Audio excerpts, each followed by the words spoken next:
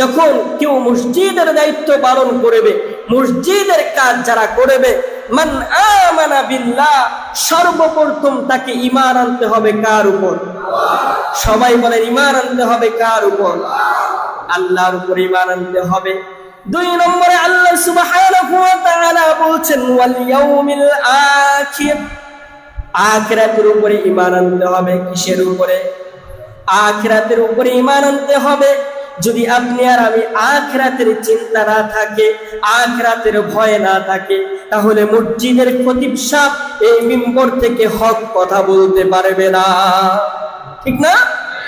এই জন্য আমি তো সব সময় ভয় পাই, আয়াতের দিকে যখন তাকাই তখন আমার খুব ভয় হয়, আয় মালিক, এই মিম্বরের আমানত আমার দ্বারা যেন ঠিক থাকে, এই মিম্বরের আমানত আমার দ্বারা যেন ঠিক থাকে, কাল কিয়ামতের ময়দানে তোমার সামনে যেন কাঠ গড়ায় না দাঁড়ানো লাগে।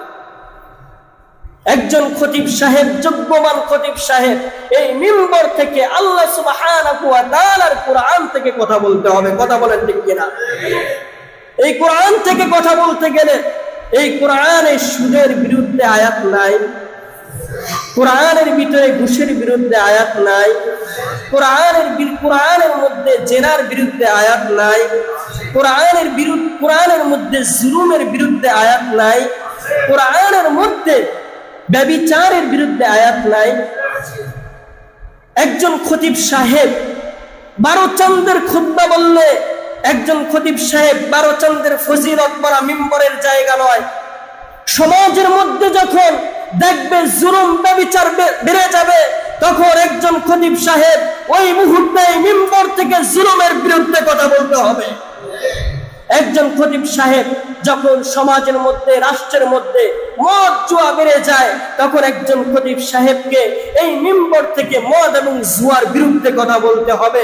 একজন খতিব সাহেব যখন দেখবে সমাজের মধ্যে, রাষ্ট্রের মধ্যে ব্যভিচার, জুলুম, সুদখোর, ঘুষখোর বেড়ে গেছে, তখন একজন খতিব সাহেব দায়িত্ব হচ্ছে মিম্বর থেকে ওই সুদ এবং ঘুষের বিরুদ্ধে কথা বলতে হবে। কথা বলেন ঠিক কিনা?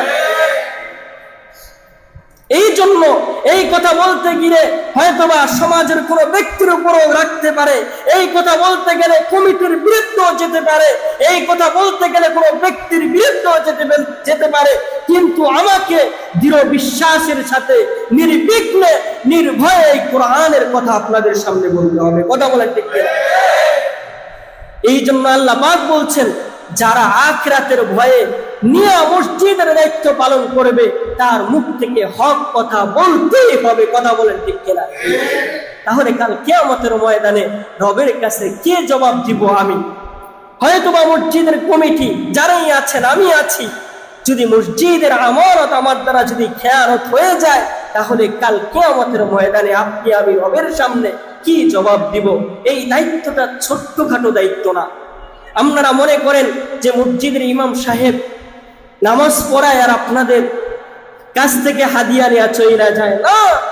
আরে ভাই, হক কথা বলতে গেলে যদি চাকরিও চলে যায়, যদি চাকরি চলে যায়, যদি রিক্সা চালায় খাইতে হয়, জালমুড়ি বিক্রি করে খাইতে হয়, যদি হক কথা বলতে না পারি, সেটা আমার দ্বারা উত্তম হয়। কথা বলেন ঠিক কিনা? এই জন্য একজন খতিব সাহেব আখিরাতের চিন্তা নিয়ে কথা বলেন, আখিরাতের চিন্তা নিয়ে কথা বলেন। চাকরি যায় যাক, কিন্তু এই মিম্বর থেকে আল্লাহর হাবিব সাল্লাল্লাহু আলাইহি ওয়াসাল্লাম হকের কথা বলেছেন, জুলুমের কথা বলেছেন, ব্যভিচারের কথা বলেছেন। এই মিম্বরটা যেমন তেমন একটা মিম্বর নয়। এই মিম্বর থেকে হকের কথা রাসূল সাল্লাল্লাহু আলাইহি ওয়াসাল্লামের মতো আমাকে উচ্চ স্বরে বলতে হবে। কথা বলেন ঠিক কিনা? এই জন্য আরে ভাই, হক কথা বললে যদি চাকরিও চলে যায় তাও ভালো। হক কথা বলতে গেলে যদি চাকরিও চলে যায়, রে ভাই, রিজিক যেই কয়দিন আছে ওই কয়দিন আপনাদের সামনে থাকবো। যদি রিজিক চলে যায়, হয়তো বা এখান থেকে চলে যাব। কথা বলেন ঠিক কিনা? রিজিক কার হাতে ভাই? সবাই বলেন, রিজিক কার হাতে? আল্লাহর হাতে। এই জন্য আমার জন্য দোয়া করবেন, আমার দ্বারা যেন এই মিম্বরের আমানতটুকু ঠিক থাকে। সকলে বলেন আমিন।